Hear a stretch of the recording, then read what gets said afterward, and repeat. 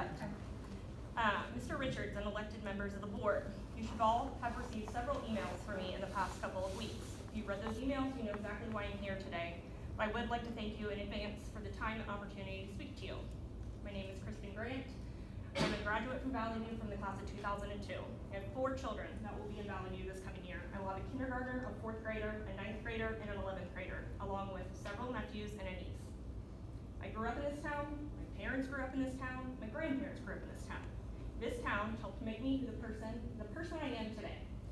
And I'm proud of coming from this town. The information I have sent you all over the last couple of weeks have come from hundreds of hours of my personal research. I've collaborated with liaisons from the Ohio Advocates for Medical Freedom, several state representatives, constitutional law attorneys, and numerous medical professionals. I assure you that if I did not know every single thing that I was talking about today, I would not be here. Oh, shoot, 1 minute. A little too snappy with my fingers there. Okay, so sorry. I'm here today as an advocate for the parents. Jesus Lord. It keeps going, it's moving on me. My heart's 100 miles an hour. Okay, so sorry. I'm here today as an advocate for the parents and the children of this community. Those who want to ensure the parents are kept in the parental rights. Parents who want to have the ability to choose what's best for their children, not yours. Parents who refuse to co-parent with the government or this school board, for that matter. My children are my sole responsibility. Their health is my responsibility, and no one else's. Nor is anyone else's health a burden a child should ever bear, ever. Anyone who is 12 years and older have had the ability, to receive the COVID-19 vaccine if they choose. Children are not at risk, nor are they known carriers for COVID-19. Masks don't work. No matter what anybody wants to believe, that's fine. I've shown you evidence. I've shown you 11 pages of studies, if any of you read any of the things that I sent to you.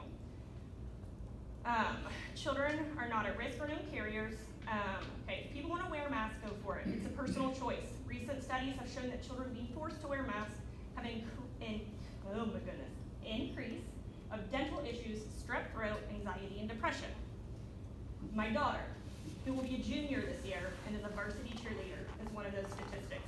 In the midst of the pandemic, we found her suffering from a huge increase of anxiety and depression, which ultimately led to self-harm.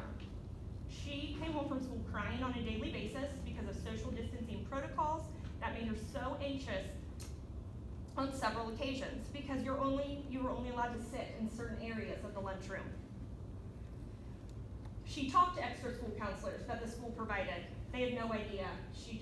They had no idea any of these things were going on. It wasn't until I took her to a child psychologist that we were made aware of these self-harm issues. These kids are suffering. Social distancing and masking make children feel invisible, misunderstood, and vulnerable, and studies have shown that. My husband is the Dayton Area Director for BioOne. BioOne is a crime and trauma scene remediation company. We know firsthand the kind of damage the shutdowns and masking mandates have caused to Ohioans during the last 18 months.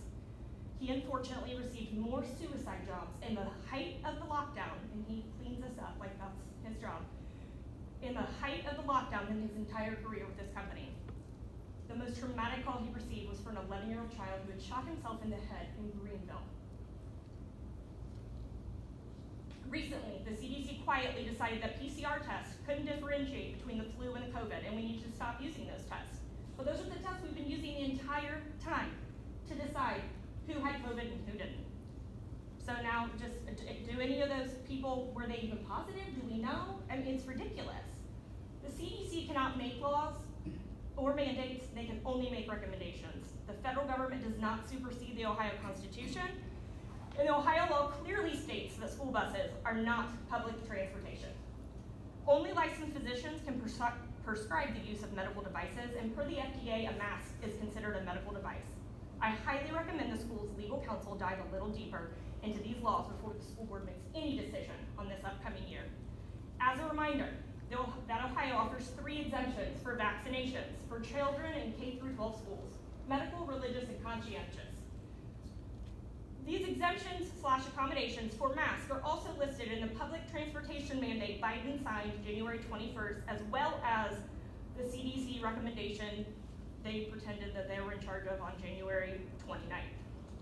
If the school were to deny a child who has filed an exemption a ride to school via the school bus, they would be in direct violation of the Americans with Disability Act, and the school would be at risk for a class action lawsuit. I just want to make sure, and I wish the school would be a little more transparent about this, there are medical and religious exemptions. People should know that. Especially because I personally know a kindergarten last year who had a medical exemption for their psychiatrist. The school had this medical exemption. The teacher in the school decided one day he should put on a mask. So the kid put on a mask because he's a 6-year-old and he's not going to argue with the teacher. So therefore he put on the mask that day and he was told, well, he can wear the mask, so I guess he needs to wear it all year long with an exemption. That is unacceptable.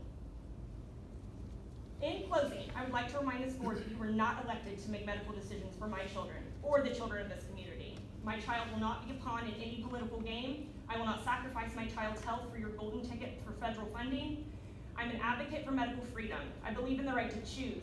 I will not stop advocating for the children of this community whose parents wish to keep their children unmuzzled. I can assure you I will not back down when it comes to the right of parents and children of this community. Mr. Richards, I'm going to be blunt, and I mean it with the utmost respect, but you know from our emails, I don't sugarcoat. You must do a better job advocating for the students in this district. You must represent this community with transparency on all matters. If you don't have this in you, then I guess this community is probably not the right place for you.